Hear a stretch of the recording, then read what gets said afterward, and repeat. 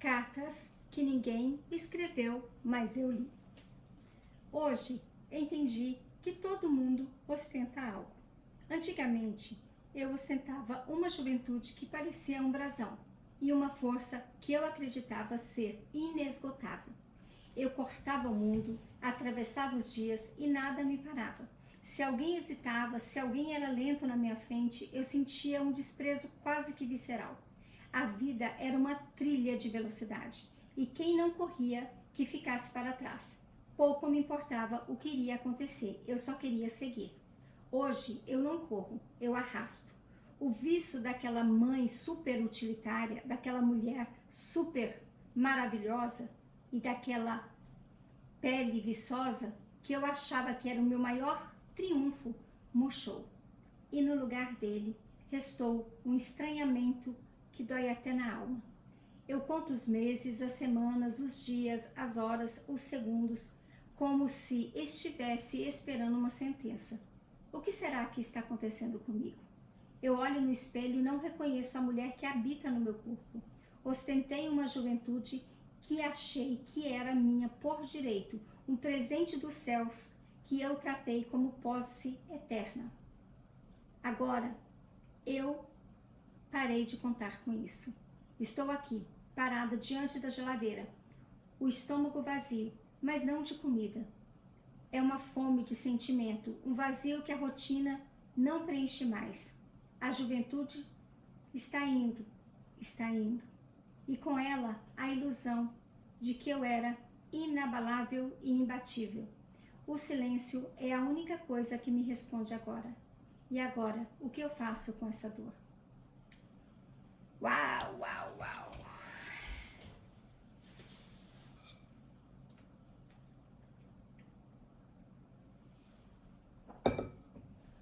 Quando nós pensamos sobre tempo, nós não damos a importância que ele realmente merece. O tempo é o nosso bem mais precioso. E quando a gente aprende a contar o tempo e espaço da nossa existência, fica muito mais tranquilo de lidar com questões tão delicadas quanto é o envelhecer. Porque nós vivemos uma corrida de ratos, sempre tentando não fazer igual ao passado e repetindo os erros do passado e sempre querendo alguma coisa lá na frente, sem saber que talvez não tenhamos lá na frente. E a coisa mais linda que nós temos e a coisa mais valiosa que nós temos é o nosso tempo chamado presente agora.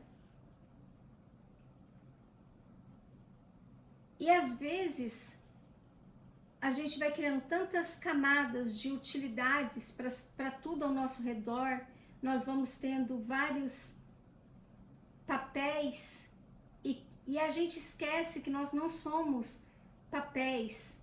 A gente roda tantos pratos, o prato de ser estudante, a melhor aluna, depois a melhor profissional e depois a gente roda o prato de ser a melhor esposa, a melhor amiga, a melhor mãe. E a gente deixa o nosso prato da nossa existência quebrar. E por conta disso, quando a vida começa a ficar vazia de afazeres, nós percebemos o quanto nós temos pouco tempo. E aí a gente começa a ouvir esse ruído horroroso chamado silêncio. O silêncio da alma. E o que fazer com isso? Eu gosto muito de contar histórias para fazer analogia com o que eu estou pensando. E o que eu quero passar para você hoje, que está aqui comigo, é que você tem que ser o agricultor da sua vida, como um agricultor é para uma plantinha. Imagina que a sua vida é uma plantinha. E vamos lá para a história. Imagina que você pega um vaso, esse vasinho que está aqui, bonitinho, e digamos que essa planta esteja toda estragada, esteja quase morrendo, e o que nós vamos fazer para recuperar essa planta? Então a gente tem vários processos, e um dos processos que a gente tem que fazer é primeiro olhar para a planta e ver o que está over, o que está a mais naquela planta, e cortar os excessos. Então você faz uma poda, você tira um monte de sim que você está falando, que você quer falar não. Você começa a tirar situações e pessoas que não vão te agregar em nada. Então você faz uma poda. E a poda, às vezes, a planta sente, da mesma forma que nós sentimos. Mas ela é necessária, porque senão a vida vai embora naquele galinho que vai morrer logo em seguida. E depois disso, você tem que talvez colocar aquela planta num novo vaso, porque ele talvez requer mais espaço, talvez as raízes estão emboladas ali. E essas raízes emboladas é o tanto de pensamentos que você nutre todos os dias. E é na terapia que você desenrola esse monte de raízes ali emboladas. Aí às vezes você tem que colocar aquela planta num novo vaso, num novo ambiente. Você tem que dar uma nova terra, ou às vezes colocar vitamina. Você precisa colocar no sol, mas não pode ser um sol muito forte, pode ser que você queime a planta. Talvez você tenha que colocar no sol fraquinho e depois você coloca na sombra, mas também não pode ficar muito na sombra. Você tem que colocar água, mas se você colocar muita água, você pode apodrecer a planta. Mas se você colocar pouca água, pode ser que você deixe ela morrer seca. Então é todo esse cuidado que você tem que fazer. E com a nossa vida é igual. Você precisa olhar para você, olhar para a sua vida. Tirar esses emaranhados todos, que a terapia, o único lugar que você consegue entender. Tudo isso é com um bom terapeuta mesmo, é com uma boa terapeuta. E seja qual a linha que você seguir, mas a psicanálise, ela faz isso com a gente, a logoterapia faz isso com a gente, ela te ajuda a desembolar esse monte de coisas, e aí depois você começa a entender o que é over na sua vida, o que é demais, e aí você começa um novo processo e aproveita o tempo presente, chamado hoje.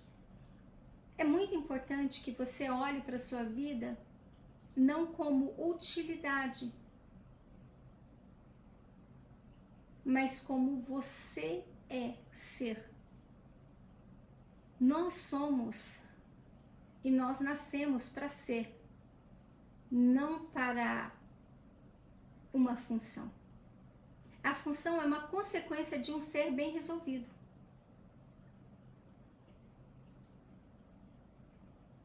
E eu acho muito importante que a gente possa se colocar neste lugar de observação da nossa própria vida, para que a gente possa realmente se despertar para algo novo, com sentido em nossa vida. E a logoterapia, ela traz isso, despertar novo sentido naquilo e naquele espaço-tempo em que você está vivendo. O recado que eu tinha de deixar, né, hoje era esse, nessa carta, né, que nós lemos, com esse assunto tão profundo, tão visceral. Se você está nesse momento, coloque aqui nos comentários, eu vou gostar de saber que você chegou até aqui. Se você chegou até aqui, escreve nos comentários árvore, que eu vou saber que você chegou até o final. Conta pra mim sua história, mas não desiste de você. Não desista de aproveitar o presente mais lindo que Deus te deu, que é o tempo. Porque não importa em que momento você está hoje, espaço-tempo que você está hoje. O único tempo que você tem é hoje. Eu espero que esse conteúdo tenha feito muito sentido para você. Se você conhece alguém que está passando por esse processo ou precisa desse vídeo, né? Encaminhe para essa pessoa.